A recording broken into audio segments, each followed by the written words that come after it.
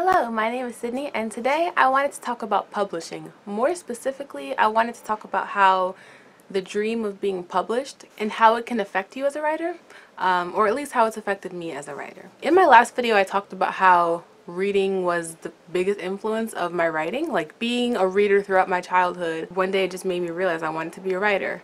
And for a few years, it was pretty innocent. It was very much like, oh, this is something that I do for fun. There was no pressure to it, so I did it when I felt like it. I didn't feel like I needed to do it all the time, you know. It was just something that I did for fun, something that I did to pass the time, something I did to be creative. At some point, and I'm not sure exactly when this happened, it was probably when I started to play with my stories a little more and started to like realize that this could possibly be published one day. That's kind of when I decided, okay, I'm going to work toward that. And so I remember doing a lot of reading of articles and stuff online about publishing and like querying and literary agents. And of course, all of this was well before I was anywhere near ready to start the querying process. I wanted to learn more about it. And then I kind of just stepped back a little bit and started working on my stories a little bit more. Nowadays, you know, especially kind of thinking back on it, now I spend most of my free time writing. Today, actually, on my way to work, I was listening to a podcast called Portrait of a Freelancer, which is by Ariel Bissett. She's another YouTuber, she's a booktuber, and I can link the podcast down below. But and it's free, but she talks about her experience with freelancing as somebody who doesn't really know a whole lot about it. She's not been doing it very long and she's very new to the process. Kind of like what I guess I'm doing with my YouTube channel with writing, like talking about writing and my experience with it. But she had an episode called Hobbies versus Jobs, and the whole thing was about whether you can have a hobby that's also your job, and like just kind of how those things relate. The kind of major thing that I took away, and the thing that definitely inspired this video today, was that, you know, having something that's a hobby, you know, you love it, you're very passionate about it, maybe it's something that's just for you, and then someday you realize that you could make money from it. It could be your job. And so just that whole transition process, when you have something that's a hobby and it becomes your job, your relationship with that hobby changes. It's no longer just for you. It's no longer pressure free. It's no longer kind of pure or innocent. Now it's influenced by money. In this case, with publishing a novel, it's okay, I have readers now. I have other people whose opinions matter, you know, agents, publishers, readers, other people's deadlines, and there's other people's opinions, you know, editors are going to tell you, okay, maybe you should change this, or, you know, it's no longer just for you. And that type of stuff, I think, bleeds into your writing. So, let's start with the question. For me, and I think I've kind of already touched on this a little bit, but has this dream of publishing changed writing for me? And I think the answer is yes and no. I still love writing. If anything, I think I'm more in love with writing than I ever was before. On the side of yes, it did change for me. There's sort of good and bad things with it. Good things would be stuff like it's made me a more disciplined writer. I spend a lot more time writing.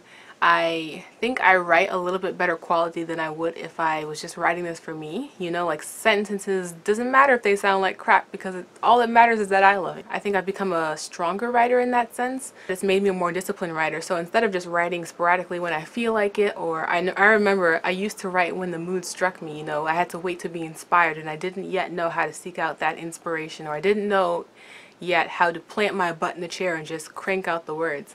And so I know that stuff now. I know kind of what my writing triggers are, you know, the things that make me want to write. And I know how to just sit down and write. For the most part, I write nearly every day, or most days, and I have a better attention span to it. So I'm not just like, oh, writing, but then daydreaming and, you know, wondering, oh, I could be watching TV, or oh, I could be doing this and that. Like, I'm focused on the writing, which says something because I am a very easily distracted person. But writing is the one thing where when I'm writing, I am not thinking about doing anything else. But that said, I write more often, right? But if I don't see myself making a whole lot of progress or taking very significant strides, I start to feel that pressure in a way that I hadn't before I ever wanted to publish a book. And then the other thing is that, and I kind of touched on this before as well, is that I'm constantly wondering if the sentences that I'm writing, the stories that I'm writing, would be interesting to other readers. You know, like I write something that I love, right? And they always say that write what you love, and you know, readers can sense that you love it. But sometimes I wonder if like, okay, I'm writing this that I love, but would other readers find this interesting? Is it even good? You know, does this sentence make sense? Is this character likable? It's an added pressure. I was talking with a friend recently, and I brought up a plot point that I was thinking of implementing much later in the series. And basically she was like, no, you can't do that. And it's one of those things where like, okay, if it was just me, if I'm writing this story for me, I probably would do the plot point. But talking with somebody else, somebody who's a reader, who's a writer, somebody who sort of in a way represents, you know, the YA community, at least for a minute, you know, you get to see, okay, what kinds of things are acceptable, I guess, in writing a story and what kinds of things aren't. And so that definitely had my mind pivoting, like, okay, if I don't do that, then what's another way I can sort of accomplish the same task or accomplish the same idea, you know, if I don't do that plot point the way I want it to. You know, it just goes to show you, like, other people's opinions definitely matter a little bit more when you try to publish, you know, when you try to make that hobby into a job, when you try to turn that, you know, that story that you wrote just for you into something that other readers can possibly enjoy. Can hopefully enjoy. Let's be a little more optimistic here, shall we?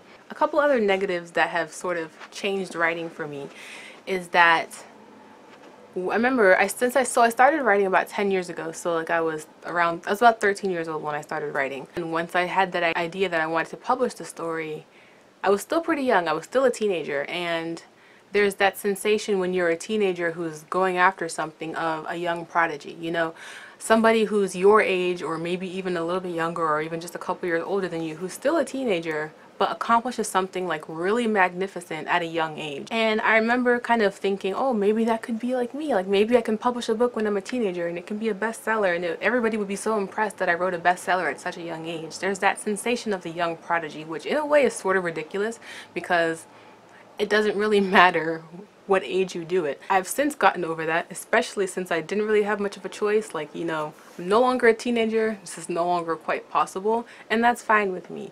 But it was still this thing that I would not have cared about if I had never had the idea to publish. And then there's also the idea of, okay, if I plan to publish this book, I want to publish it before somebody else does. And by that I just mean that, you know, the premise of my story, some of the cool selling points of my story, what if somebody else gets there first? What if somebody else publishes a book first that has that same premise? Then it's no longer unique to me. It's no longer, you know, what's the word? It's no longer a novel idea, excuse the pun. You know, because when somebody puts this idea out there, and it may seem new at that point, but then if you come a few years later and publish a book with the same premise, then people are like, oh, but that's been done before. It's no longer special to you, you know. And again, this goes back to the whole thing about, you know, no two people can write the same story. You can give two authors the same premise and the story will turn out completely differently, you know. But I think that whole idea is definitely a topic for a later video. I have a lot more thoughts on that. I guess while we're talking about negatives, I got a couple more. If you maybe start writing and you have absolutely no interest in getting published, maybe it has never even crossed your mind, maybe you're not serious enough about writing to even try to get published, but the thing that could maybe even sometimes push you more towards that idea is that somebody in your life could say something like, oh, you're a writer, are you going to get published one day? Are you going to be the next J.K. Rowling or Stephen King or insert famous author here? Like, somebody could say that to you, like, and put that notion in your head. And maybe the first time they say it, you're like, no, I'm not planning on doing that, you know. But I feel like if somebody says it to you enough times, it sticks with you, you know, and maybe you start to think, oh, I could become published one day. And then it's all downhill from there.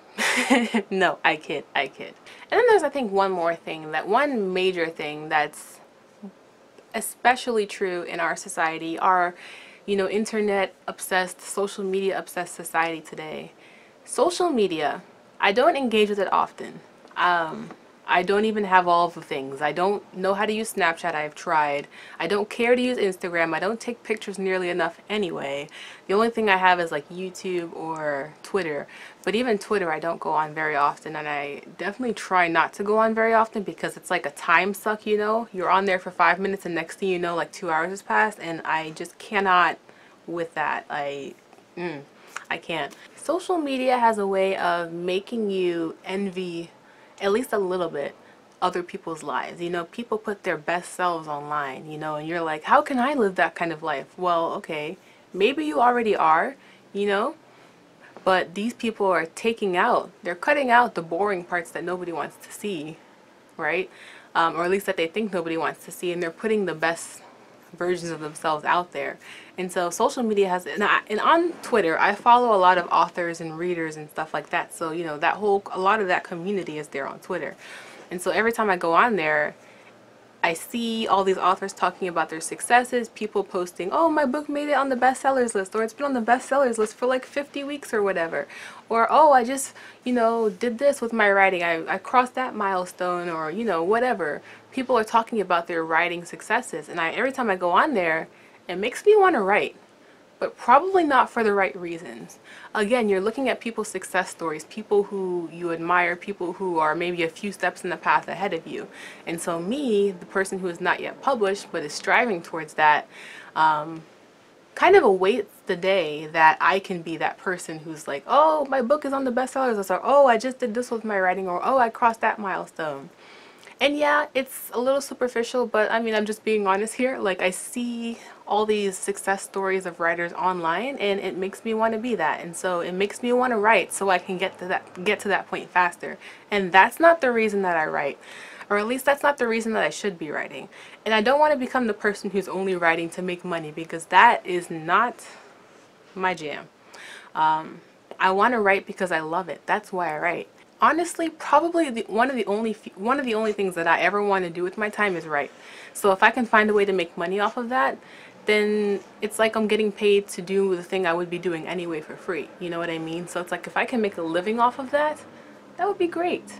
But it always does get tainted with that whole trying to be successful, trying to sell even more books so you can make even more money, or trying to be more popular. Like, it has that negative connotation that I don't quite know how to shake yet. And maybe that's something that only comes with time or experience, or, you know, talking to other people who are in that situation, or even just being aware of it as you go into that situation, so you can kind of monitor yourself and make sure you act right. Make sure you don't lose your head. Ariel Bissett was talking about this a little bit, like, you know, musicians, they become super famous and all of a sudden their music starts sounding really mainstream, as opposed to the way it sounded before when maybe you fell in love with them as an artist. And so you just got to watch yourself that you don't start changing like that. You know, you can certainly grow and change in that way, but don't change to become what you think everybody else wants, because people will see right through that. I guess sort of a solution to this, and again, Ariel Bissett talked about this a little bit in her video, is to, if your hobby is also going to become your job, either have another hobby on the side, or have some aspect of that hobby that's just for you. So with writing, that could be writing a story that's just for you, you know, creating this little world that only you read, you know, not something that you share with the world, something that you can do what you want with it, you can plot what you want with it, you can break all the rules, you can obey all the rules, you can do whatever the heck you want with this story and just keep it for yourself. And I have a story like that, although to be honest with you, I wonder if I feel that this story is just for me, may only be because it's not yet developed enough to see the world. And then there's also that notion of, okay, once I do develop the story enough, and right now maybe it's just for me, but what if it comes to a point where now it feels like it's good enough to share with other people, so your relationship with that story changes. But to that I say, maybe the part of the writing process that's just for you is the beginning. You know, when you develop these stories, when you think of these story ideas, that can be just for you, you know, but then you develop them, you work on them, you love them, you pour your love into them, and then you pour more love and blood and sweat and tears into them, and then you hand it off to the world. But you can still have stories that are just for you. You just gotta put your fist down, or put your foot down, or put your elbow down, you know, like a wrestling move. Just put everything down, just throw down. I don't know. I think that's kind of the gist of my thoughts about that, about publishing, a book and how that can affect your writing. Like I said, there are definitely some good points to it. You know, I write a lot more than I used to. I'm more determined, I'm more disciplined. I care so much about these stories that may be several steps behind in the process than they would be now if I didn't have this motivation. I think about stories that I haven't yet written. I think about plot points in the series I'm writing now that I haven't yet written that I'm really excited to write one day. And those plot points in the future would be so much further away if I wasn't where I was now. So I don't regret wanting to publish. I'm still going to chase this dream, but it's not going to be my only dream. You know, it's certainly not the first milestone that I have with my writing career, and it's not the first one that I've come across either. And it won't be the last milestone either, if any of that made sense. You know, like past milestones of mine have been, oh, to finish writing a book all the way through, and I did that. You know, I've done that twice in the past couple of years. So I'm super proud of myself about that, you know? Or even just to write something that I love and that I'm proud of, or to come up with a really cool world building aspect, and I've done that. And so publishing is not the only milestone on my, I don't know, list of milestones. Publishing is not the only milestone on my, I don't know, marathon. Does that make any sense? I don't know. You know, a marathon consists of several miles, is what I'm getting at. I've talked about some good things that have come from having this dream, and I've talked about some not so good things. But writing for me has always been one of those things like, yeah, writing is super hard sometimes, a lot of times. Writing a book is not easy. There's so many hardships that come with it, you know, like creative depression or writer's block, or just not being able to figure something out, or not having the motivation to write. Like, there's a lot of bad things that can come with writing. But those bad things are so worth all the good that comes out of it. Like, you know, like so much love and passion. There's few things that I love more in the world than writing. And that in itself is worth anything bad that can come with it. So those are all my thoughts on this topic. If you guys have any thoughts about publishing and how that can change your writing, let me know down below. This is a discussion that I'm really curious to keep going down in the comments, and I'll definitely be responding to anybody who comments. So yeah. Anyway, thank you guys so much for watching. Give this video a like, hit subscribe, hit the little bell notification icon so you can be notified whenever I post new videos, and I will see you next time. Toodaloo. Dig a little deeper, baby, hold your breath. Take a seat at the counter, just give it a chance.